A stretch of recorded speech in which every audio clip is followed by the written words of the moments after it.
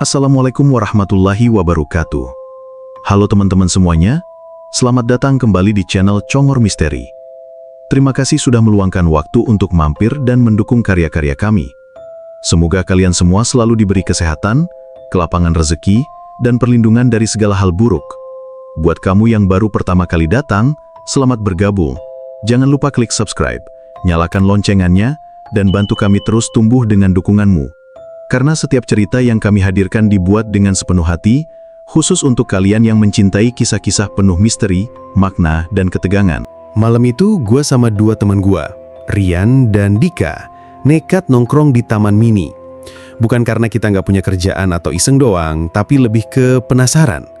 Katanya, kalau malam hari di sekitar danau kecil yang ada di dalam Taman Mini, suka ada penampakan. Banyak cerita orang-orang yang bilang mereka pernah lihat sosok perempuan rambut panjang berdiri diem sambil ngadep ke arah air.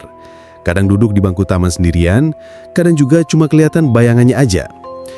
Kita semua awalnya nganggep itu cuma cerita horor murahan buat nakut-nakutin, tapi rasa penasaran ternyata lebih kuat dari rasa takut. Jalanan menuju taman malam itu sepi banget.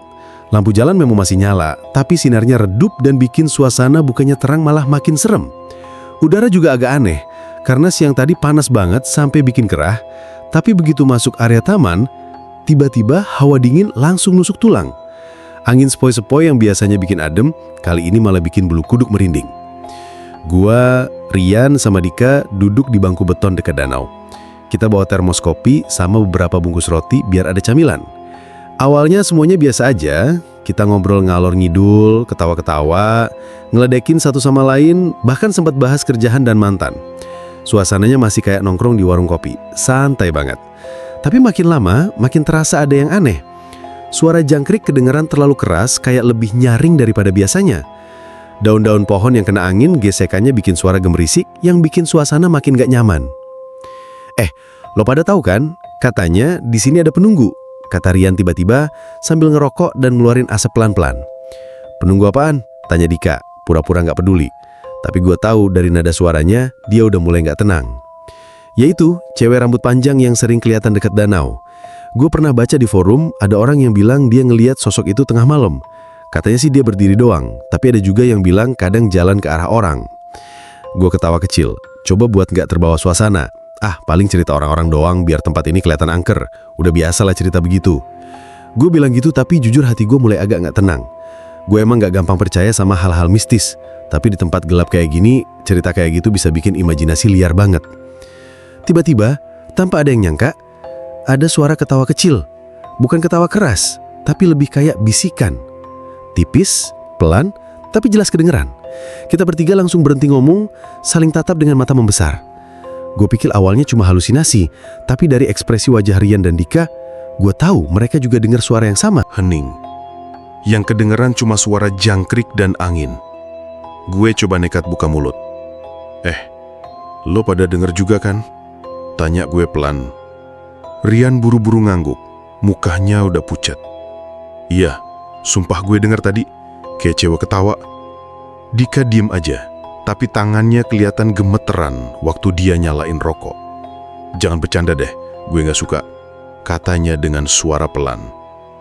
Kita bertiga makin waspada. Gue coba nengok ke sekitar, tapi gak kelihatan apa-apa selain pepohonan yang berdiri rapat di sekeliling danau.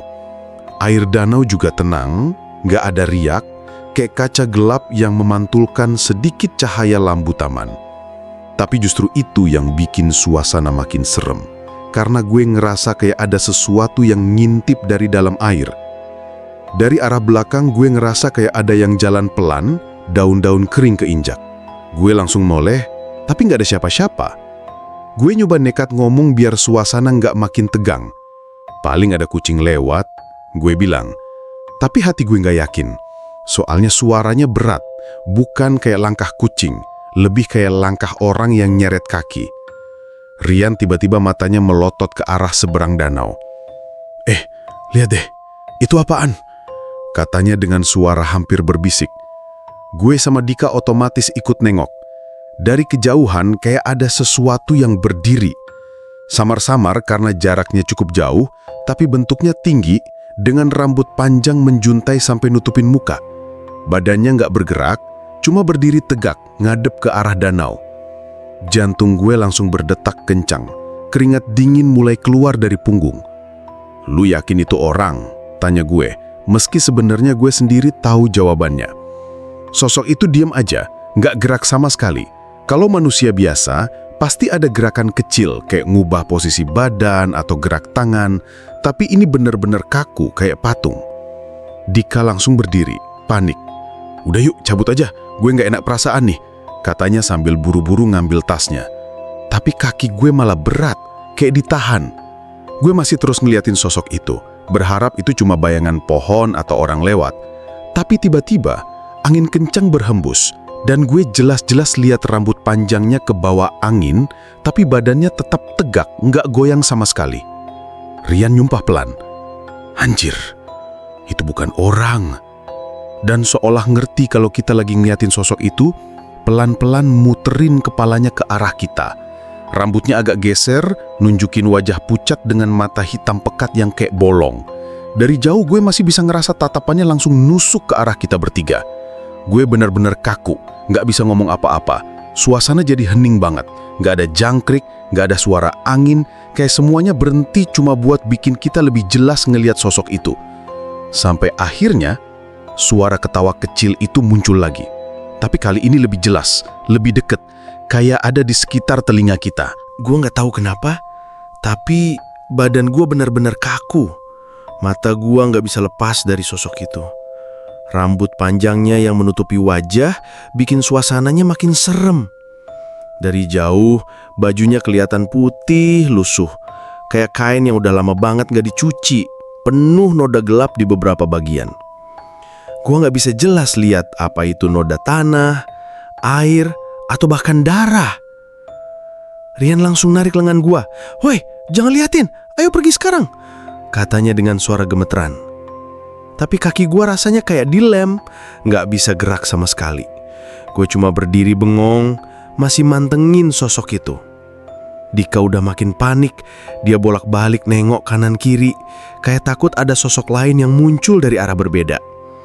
Sosok itu masih berdiri, tapi pelan-pelan mulai ngangkat kepalanya lebih tinggi, rambut panjangnya bergeser, dan matanya gue bisa lihat jelas, hitam pekat, kayak bolong, kayak nggak ada bola matanya sama sekali. Gue ngerasa tatapannya langsung nyedot energi gue, bikin nafas gue sesek, dada gue berat banget.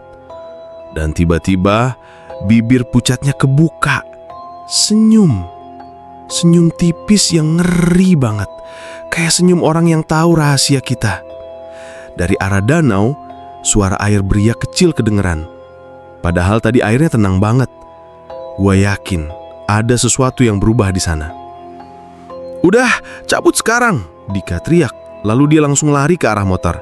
Rian masih narik gue dan akhirnya gue sadar gue harus ikut kabur. Gue baru bisa gerak setelah Rian benar-benar maksa narik gue sampai hampir jatuh. Kita bertiga lari sekenceng-kencengnya, tapi masalahnya langkah kaki itu kedengeran ngikutin. Bukan langkah orang normal, tapi suara kayak sesuatu yang diseret di tanah. Srek, srek, srek. Makin lama makin dekat. Gue gak berani nengok ke belakang, tapi bulu kuduk gue udah tegak semua. Kayak ada yang ngikutin persis di belakang gue. Sampai akhirnya gue gak sengaja nengok. Gue nyesel banget. Sosok itu udah gak di seberang danau. Dia ada di belakang kita. Gak jalan normal, tapi kayak melayang rendah. Rambut panjangnya ngejuntai, bajunya kotor kena tanah. Matanya tetap hitam kosong, tapi senyumnya makin lebar. "Cepat, gas motor lu!" Rian teriak begitu kita sampai parkiran kecil. Dika udah nyalain motornya, tangannya gemeteran. Gua sama Rian buru-buru naik ke motor masing-masing. Suara langkah nyeret itu makin kenceng, kayak udah deket banget sama telinga gua. Begitu motor nyala, gua gas sekencang mungkin keluar dari taman. Tapi anehnya, meskipun gua udah ngebut, gua masih bisa ngerasa ada sesuatu yang berat di belakang motor gua. Kayak ada yang ikut nebeng. Punggung gua dingin banget, kayak ada nafas tipis di belakang leher. Dan yang bikin gua makin gak bisa lupa sampai sekarang, suara ketawa kecil itu muncul lagi. Tapi kali ini bukan dari kejauhan, suaranya persis di telinga gua. Jelas banget, bikin badan gua kaku. Motor gue ngebut keluar dari area taman, jalanan gelap dilewatin dengan kecepatan tinggi. Angin malam nusuk banget ke wajah, tapi gue gak peduli. Gue cuma pengen sejauh mungkin dari tempat itu. Tapi masalahnya, perasaan berat di belakang motor gue gak hilang. Gue bisa ngerasa jelas kayak ada orang duduk di jok belakang. Bikin motor gue agak goyang ke bawah. Gue gak berani nengok, tapi dari kaca spion, gue sempet lihat bayangan putih panjang ngegantung, kayak rambut yang ke bawah angin. Gue langsung refleks nutup kaca spion pakai tangan, gak berani lagi ngeliat. Jantung gue udah kayak mau copot, napas gak karuan. Rian ada di depan gue, motornya juga ngebut gak pakai pikir panjang. Dika paling depan, tapi gue bisa lihat dari belakang, tubuhnya kaku banget. Kepala tegak lurus ke depan, sama sekali gak nengok kanan kiri. Gue yakin dia juga lagi ngalamin hal yang sama. Di sepanjang jalan, suara ketawa itu masih kedengeran. Pelan, nyeret, kadang jauh, kadang deket banget kayak ada yang nempel di kuping. Gue sempat denger bisikan samar kayak suara cewek. Gue nggak ngerti jelas apa yang dia bilang, tapi kedengeran kayak, "Jangan pergi, jangan tinggalin aku sendirian." Keringet dingin langsung ngalir deras di punggung gue. Gue makin gaspol motor, berharap semua itu cuma halusinasi yang bakal hilang begitu keluar dari kawasan Taman Mini. Akhirnya kita sampai di jalan raya besar. Lebih terang karena lampu-lampu jalan nyala jelas. Tapi anehnya, suasana malah makin bikin gue merinding. Karena walaupun rame kendaraan lewat, gue masih ngerasa bayangan itu ada di belakang.